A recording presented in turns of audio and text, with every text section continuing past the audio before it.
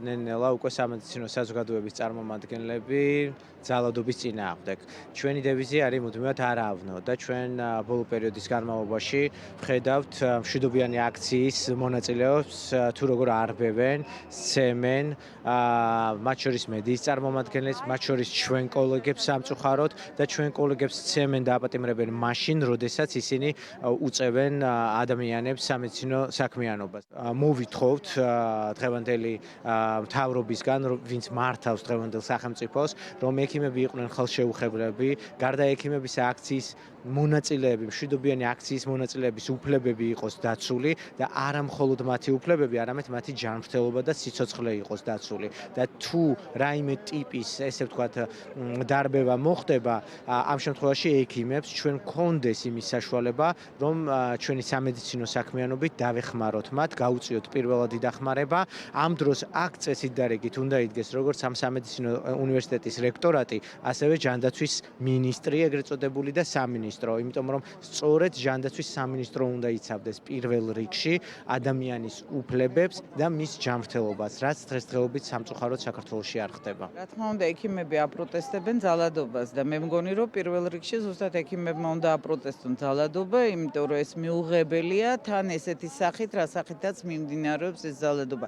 როგორ ადამიანებს სცემენ, ისედაც გარბის ხო ადამიანი და მისდევენ და სასწაული ტრავმები აქვს, იმიტომ რომ ტრავმატოლოგებს რო დაელაპარაკოთ, გეცოდინებათ, აქაც ახლა მიჩვენა ერთმა ჩემი კოლეგა ექიმა თავისი შვილის, რომელიც პატარა ბავშვი არ არის, 30 წლის არის, ტრავმა ისე ქონდა მოტეხილი ხელი, რომ ოპერაცია დაჭირდა და მთლიანი ძვლის რეკონსტრუქცია იყო საჭირო. რა თქმა უნდა, ძალადობის წინააღმდეგ ვართ და ვიქნებით ბოლომდე. ვისაც აცვია თეთრი ხალათი, სულ ყოველთვის არის მომხრე მშვიდობის და ჯანმრთელობის. ეგრეთ წოდებული მთავრობის არ შეიძლება მას მთავრობა დავარქვათ, ეს არის ხუნტა, უფრო სწორი იქნება.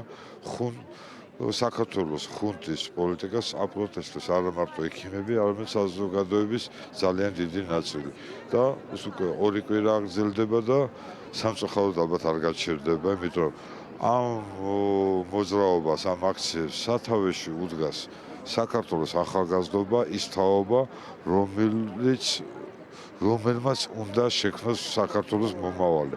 მათ უნდათ რომ თავისი რეალიზაცია მოახდინოს საქართველოში. ეს ახალგაზრდობა ძალიან განსხვავებულია, თქვათ, რამდენიმე წლის წინ სხვადასხვა აქციაზე გამოსული ახალგაზრდობისგან, რომ ესენი ორიენტირებული არიან სწავლაზე, განათლებაზე და საქართველო იყოს ევროპის განვითარებულ ქვეყნებთან ერთად.